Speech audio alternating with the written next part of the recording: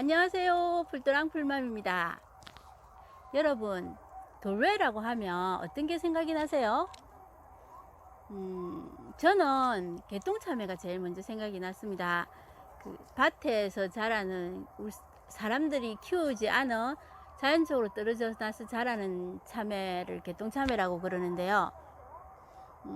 제가 생각한 돌에는 하늘 참외라고 요즘에 요만한 참외가 나옵니다. 쪼개는 참외인데 그런 참외처럼 작은 그런 거를 상상을 했었는데 알고 보니 실상은 이런 풀조가리였습니다.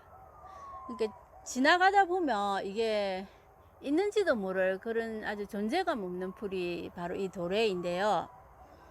그 존재감이 없는 거에 비해서는 가지고 있는 효능이 상당히 큽니다. 이 도래에는 사포닌이 약 50종 정도 들어 있어서 그 예전부터 뭐 덩굴차 또는 이제 단덩굴 이렇게 불리면서 차로 많이 이용이 되었고, 중국에서는 이 차를 겨고람이라고 부르고 또는 칠렵담차라고도 부릅니다. 도래는 사포닌이 많은 만큼 강장 효과가 뛰어나서 강장차로서 옛날부터 이용을 했다 그러는데요. 지금부터 제가 이 존재감 없는 풀, 그러나 큰 효능을 가진 도래에 대해서 설명해 드리겠습니다. 지금 보이는 이 풀이 도래입니다. 우리가 길가에 나가면 흔히 볼 수 있는 환삼등굴을 닮았고요. 그러나 환삼등굴보다 더 부드럽고 가녀립니다.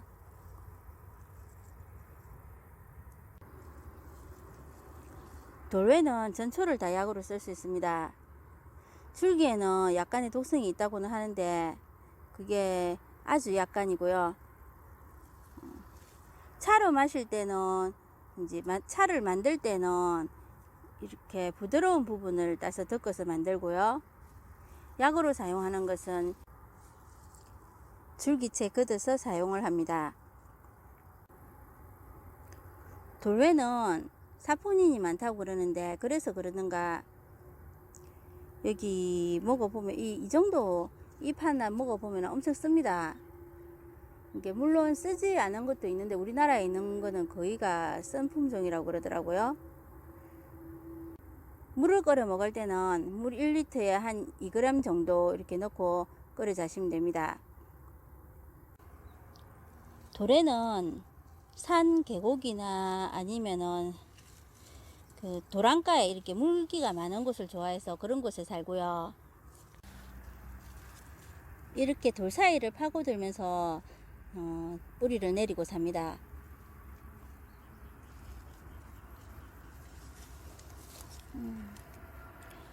돌외 씨앗 한번 보여드릴게요. 여기 씨앗이 있네요.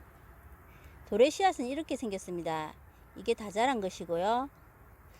이게 까맣게 되면 익은 것입니다.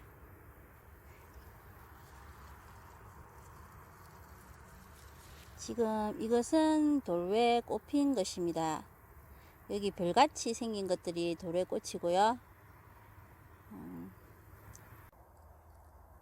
혹시 들어보셨는지 모르겠지만 시중에 돌외 감비차라고 나와 있습니다.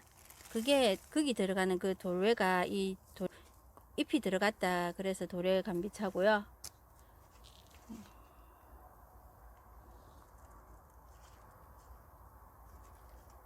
돌외를 물로 끓여 갖고 먹을 때는 한 2g에서 4g 정도만 넣으면 되거든요. 그렇게 많이 넣으실 필요는 없고요. 제가 한번 지어 볼게요.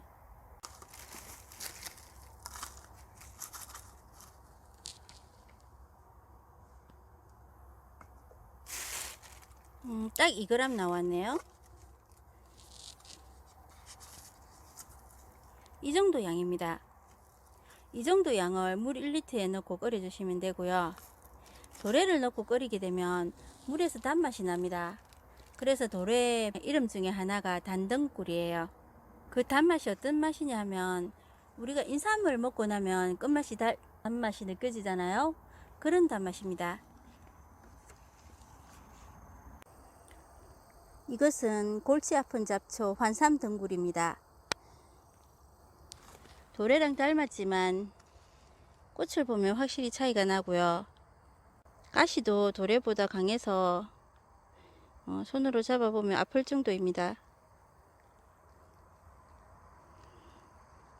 환삼등굴은 아토피에 좋다고 소문이 나서요. 요즘에 조금 뜨고 있는데 말려서 분말로 만들어 먹고, 또 이걸 가지고 이 여린 부분을 가지고 이 정도 여린 부분을 가지고요, 깻잎처럼 양념 해가지고 요리를 만들어 먹기도 합니다.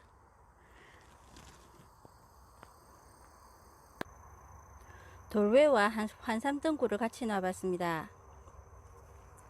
표시가 좀 날까요? 이렇게 보면, 카메라로 보면 사실 잘 모르겠네요. 근데 줄기를 보면 여기 가시가 없고 매끌매끌 하고요, 얘는 가시가 있습니다.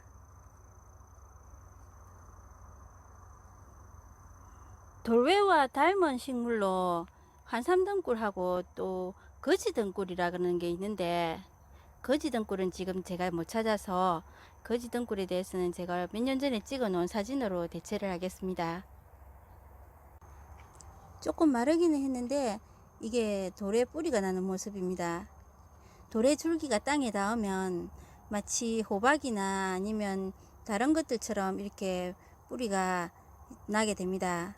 이거는 이게 아마 도래가 박과의 식물이라서 그런 것 같아요. 그래서 도래를 번식을 할 때는 여기서 이 정도 줄기 삽목을 하면 됩니다. 이 정도 잘라서 그냥 그대로 이렇게 꽂아 여기까지 꽂아 두시고, 이제 물만 말리지 않으시면 뿌리가 나서 이제 싹이 트게 됩니다. 도래는 이렇게 수확을 해서 건조기 한 40에서 40도, 45도 온도 또는 그늘에서 말려주시면 되고요. 이게 줄기에 약간 독성이 있다고 아까 제가 말씀을 드리긴 했는데, 이게 이제 딱히 검사나 이런 걸로 나타난 건 없다고 그럽니다. 뭐 부작용이라든지 뭐 다른 독성이 인정되는 증상 그런 건 없다 그러니까요, 안심하고 쓰셔도 될 것 같고요.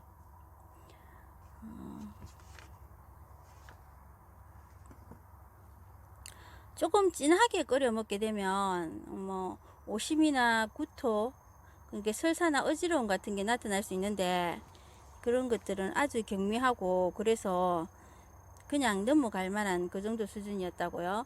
그래서 그냥 계속 그대로 복용해도 된다라고 중약대사전에 나와 있습니다.